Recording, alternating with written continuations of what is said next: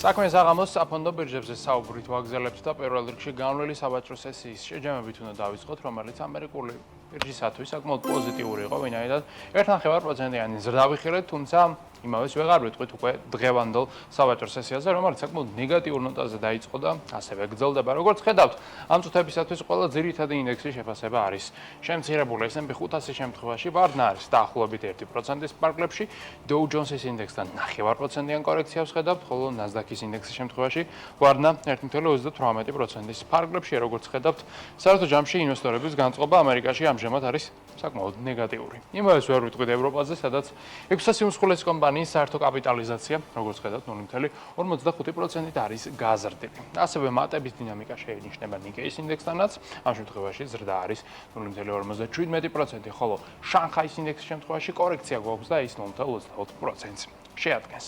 აქვე ენერგეტიკულ ბირჟაზეც უნდა გადავინახოთ, სადაც საკმაოდ მკვეთრი კლება გვაქვს, მინდა გითხრათ. ავთობი არის 4%-ით გაიაფებული დღის განმავლობაში, ხოლო ერთ თვეში კორექცია უკვე 18.5%-საც კი აღწევს. ფასებს რაც შეეხება, WTI-ის ღირებულება $18, ხოლო Brent-ი დაახლოებით $61 ივაჭრება. აგრეთვე კლების დინამიკა ბოლო პერიოდში ბუნებრივ ერთანაც, კერძოდ ერთ თვეში 21%-ით არის გაიაფებული და მეგავატ-საათი ენერგიის ფასი შეადგენს 22 ევროს. აქვე ოქროზეც უნდა ვისაუბროთ, მისი ღირებულება მცირედით $5-ით დღის განმავლობაში შემცირებული და უნცია მეტალის ფასი $3,111 ადგენს, ხოლო ამ კლების მიუხედავად ერთ წლიან პერიოდში ოქრო მაინც კარგ შედეგს აფიქსირებს და ეს შედეგი არის პლუს 42%-ის ფარგლებში. აქვე კრიპტოინდუსტრიასაც უნდა გადავალოთ თვალი, რომელიც კორექციის ფაზაშია ისევ და ისევ 3.5%-ით არის შემცირებული, როგორც ხედავთ, ბაზრის საერთო შეფასება და ის ამჟამად დაახლოებით $3 ტრილიონ ადგენს.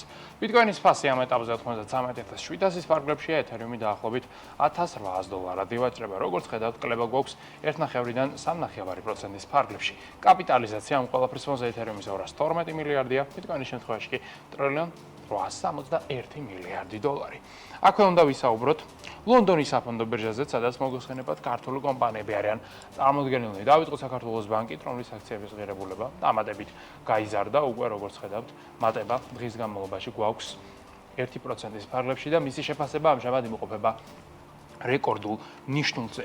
TBC-საც აგრეთვე ანალოგიურად რეკორდული შედეგი აქვს, მატება 0.95%-ია ერთდღიან წელში, ხოლო საბაზრო შეფასება, როგორც ხედავთ, 4,730 გირვანკა სტერლინგია მაჩვენებელზეა ერთ აქციაზე.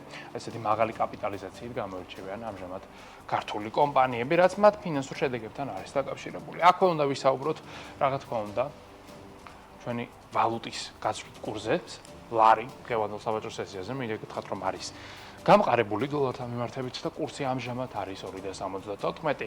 ევროს გასვლითი კურსი გვაქვს 3.12, ხოლო სტერლინგის გასვლითი კურსი 3.67. აქვე უნდა ვისაუბროთ ჩვენ რა თქმა უნდა ლარში ინვესტირების შესაძლებლობაზეც, რომელსაც Foresight Investors Group გთავაზობს. ეს არის Foresight-ის ლარის ფონდი, რომლის საშუალებას გაძლევთ თანხა განათავსებელ ფონდში და ამით მიიღოთ ფინანსური სარგებელი, რომლის ველსულობა წლიგურად საშუალო სტანდარტულად 8.78% შეადგენს, ხოლო ანგარიზე 50,000 ლარზე მეტის ქონის შემთხვევაში სარგებლის მოცულობა აღწევს 10%-ს.